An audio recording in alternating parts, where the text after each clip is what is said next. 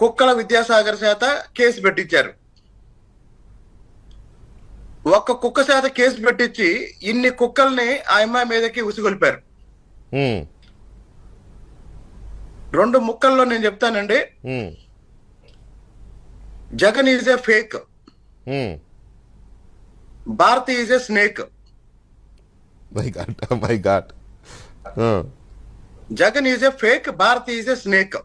లేకపోతే 2 రోజుల నుంచి నిజంగా ఒక మహిళకి అన్యాయం జరిగింది అన్నప్పుడు రాజకీయాలకు అతీతంగా ఒక మహిళ నడిపే పత్రికలో, ఒక మహిళ నడిపే ఛానల్లో నీకు చేతనైతే ఆ మహిళకి సంఘీభావంగా ఏమన్నా మాట్లాడాలి, లేదా మూసుకుని కూర్చోవాలి.